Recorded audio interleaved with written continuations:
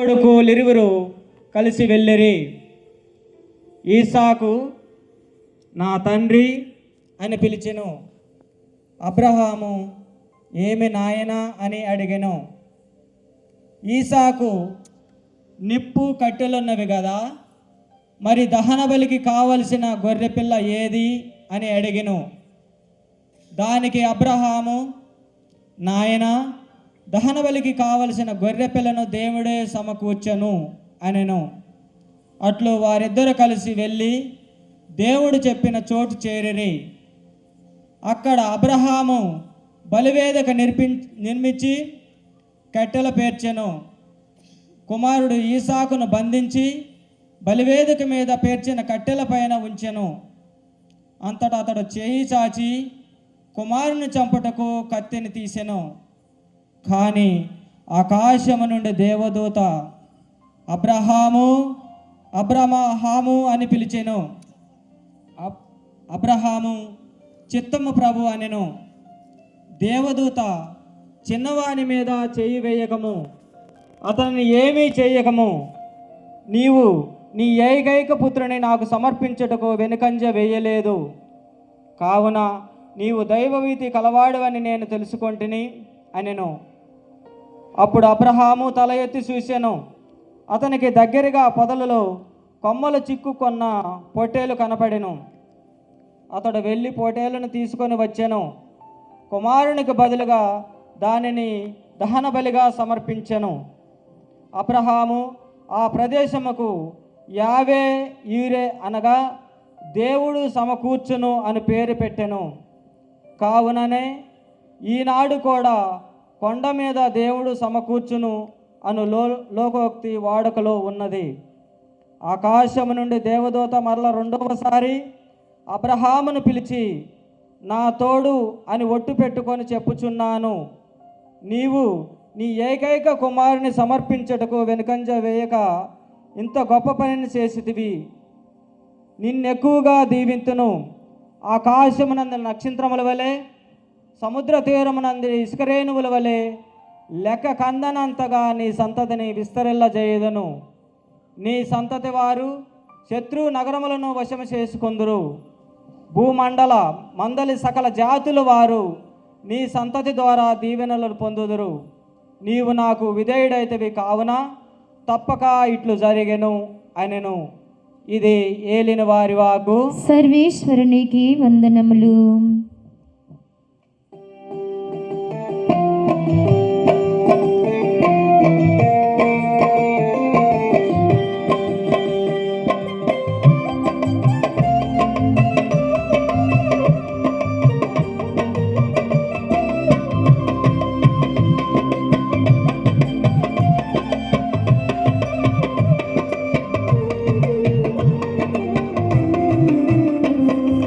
అబ్రహాము ఇస్సాకు యాకోబునకు దేవుడవు, భూరాజులందరికీ భూజనులందరికీ పూజ్యుడవు. యేసయ్యా, భూరాజులందరికీ భూజనులందరికీ పూజ్యుడవు. అబ్రహాము ఇస్సాకు యాకోబునకు దేవుడవు, భూరాజులందరికీ భూజనులందరికీ పూజ్యుడవు. యేసయ్యా, భూరాజులందరికీ భూజనులందరికీ పూజ్యుడవు.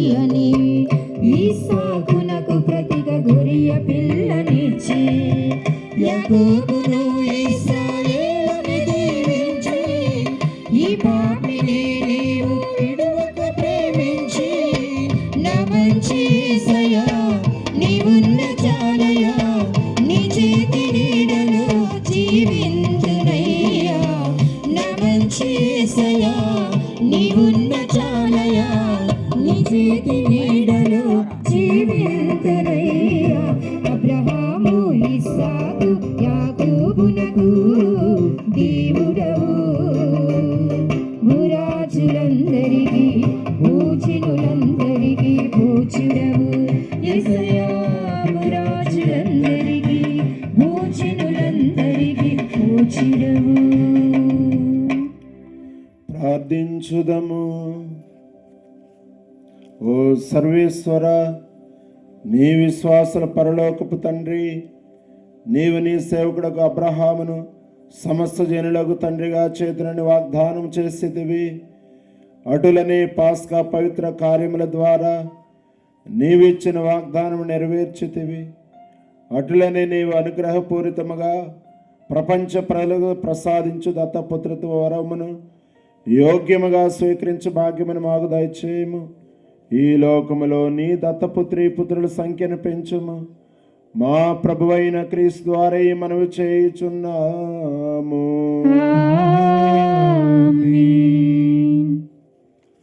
మూడవ పట్టణము నిర్గమాకాండం 14వ అధ్యాయము 15వ వచనం నుండి 15వ అధ్యాయము 1వ వచనం వరకు.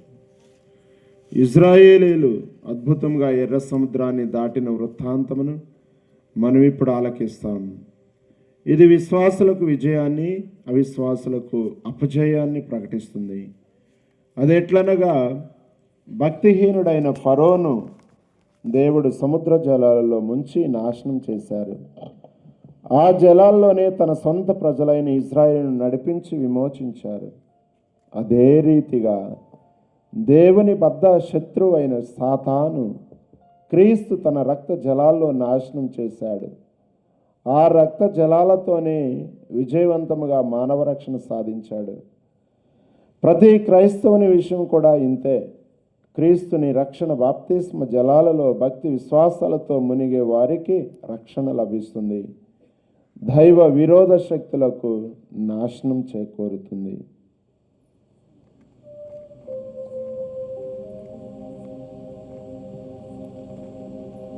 మూడవ పట్టణము నిర్గమాకాండము 14వ అధ్యాయము 15వ వచనము నుండి 15వ అధ్యాయము 1వ వచనం వరకు. నిర్గమాకాండము 14వ అధ్యాయము 15వ వచనం నుండి 15వ అధ్యాయము 1వ వచనం వరకు. యావే మోషేతో, నీవు నాకు మొరపెట్టు నేల ముందుకున్నప్పుడు ఇజ్రాయేలీలతో చెప్పుము, నీ కర్రను ఎత్తి సముద్రము వైపు నీ చేతిని చాపి దానిని పాయలుగా చేయము. ఇజ్రాయేలీయులు సముద్రము నడుమ పొడినేల మీద నడిచిపోయేదరు. ఇదిగో నేనే ఐగుప్తు దేశీయులను కఠినాత్ములకు చేయుదను. అందుచే వారు ఇజ్రాయేలీయులను తరుముదురు. ఫరో రాజు వలనను అతని రథము బల వలన, అశ్వబలము వలనను, కాల్బలము వలనను నాకు నేను మహిమ తెచ్చుకొందును.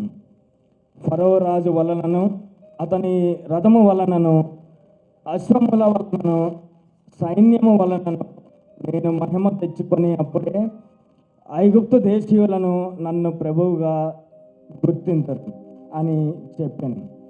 అప్పుడు ఇజ్రాయేలీయుల బలగమనకు ముందు నడుచుచున్న యావే దూత వారి వెనుకకు వచ్చి చేరెను. వారి ముందున్న మేఘస్తంభము కూడా వెనుకకు వచ్చి నిలిచెను. మేఘస్తంభము ఐగుప్తు దేశీయులకు ఇజ్రాయేలీయులకు నడుమ ఉండెను. మేఘము వలన చీకటి క్రమ్మెను. అది ఇజ్రాయేలీయులకు వెలుగును, ఐగుప్తీయులకు చీకటిని కలిగించెను. ఇజ్రాయేలీయులు తలపడకుండగానే ఆ రాత్రి అంతయు గడిచిపోయాను. మోసే సముద్రం మీదకి చేతిని చాచెను. యావే రాత్రి అంతయు బలమైన తూర్పు గాలి వీచి సముద్రము వెనుకకు చుట్టుకొని పోయి సముద్ర గర్భము ఆరిపోయినట్లు చేసెను. జలములు విడిపోగా ఇశ్రాయేలీయులు పొడినేల మీదనే సముద్ర గర్భమున ప్రవేశించిరి. వారికి కుడివైపున ఎడమవైపున నీరు గోడల వలె నిలిచిపోయినది. ఐగుప్తు దేశీయులు ఇశ్రాయేలీయులను తరిమిరి. ఫరో రాజు రథబలము, రౌతులు, గుర్రములు ఇశ్రాయేలీయులను వెన్నంటి సముద్ర గర్భమున ప్రవేశించాను. యావే వేకువ జామున ఆ అగ్ని మేఘమయమైన స్తంభము నుండి ఐగుప్తు దేశపు సైన్యము వైపు పారజూచెను. ఆ బలగమును గగ్గోలపడినట్లు చేసెను. ఆయన చక్రములను ఊడిపడినట్లు చేయగా వారి రథములు ముందుకు కష్టముగా కదిలినవి. ఇశ్రాయేలీయులను వదిలి పారిపోవుదురండు. యావే వారికి తోడుగా నిలిచి మనతో పోరాడుచున్నాడు అని ఐగుప్తు దేశీయులు అనుకొనిరి. అప్పుడే యావే మోషేతో, సముద్రము మీదికి నీ చేతిని చాపుము, సముద్రము ఐగుప్తీయులకు రథబలము మీద, రౌతుల మీద తిరిగి పారెను అని చెప్పాను. మోషే సముద్రము మీదకి చేతిని చాచెను. ప్రొద్దుపడుచున్నప్పటికీ సముద్ర జలములు యథాస్థలమునకు మరలి వచ్చెను.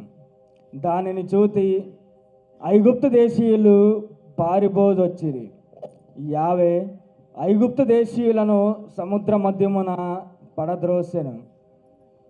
ఇశ్రాయేలీయులను వెంటాడుచు సముద్రమున ప్రవేశించిన ఫరో రాజు సైన్యము మందలి రథములను, రౌతులను తిరిగి వచ్చిన జలముల నిలుపున మంచివేశాను.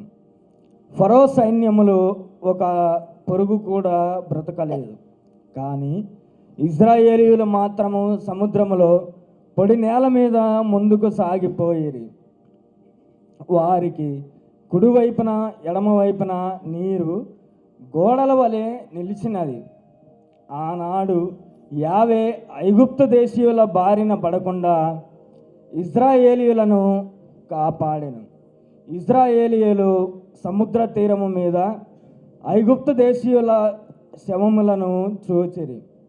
ఐగుప్తు దేశీయులకు వ్యతిరేకముగా యావే వనర్చిన ఆ మహాకార్యములను ఇశ్రాయేలీయులు కన్నులారా చూచిరి. వారు యావేకి భయపడిరి. యావేను ఆయన దాసుడగు మోషేను నమ్మిరి. అప్పుడు మోషే ఇశ్రాయేలీయులు యావే పేరిట ఈ గీతము పాడిరి. యావేను గూర్చి గానము చేయుదుము. ప్రభువు మహావిజయమును సాధించెను. ఆయన గుర్రమును, రౌతును సముద్రమున కూలద్రోసెను.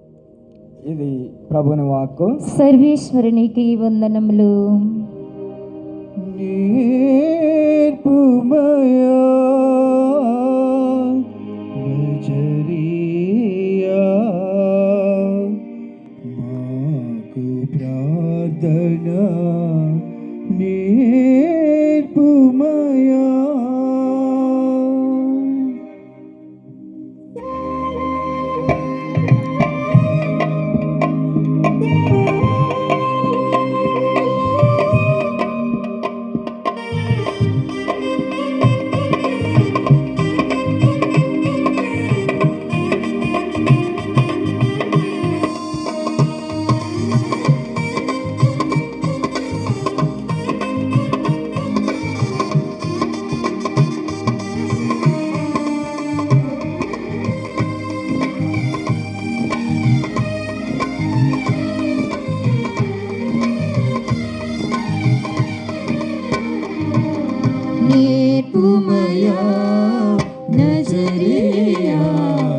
ప్రార్థన నేర్పుమయా మాకు ప్రార్థన నేర్పుమయా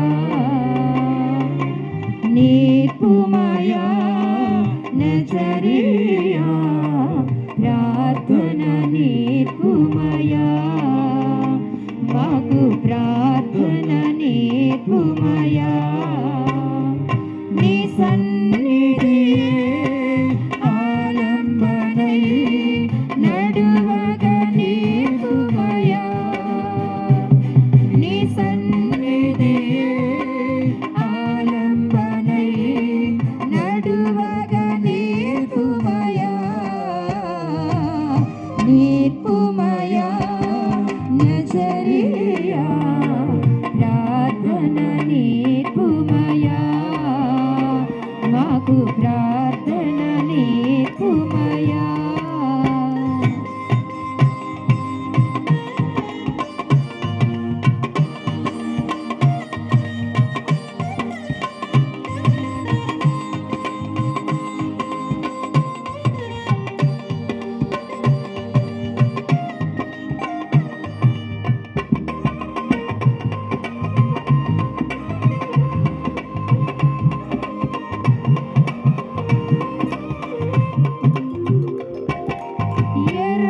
సంద్రముని జీవితివే ఎండి నేలపై నడిపితివే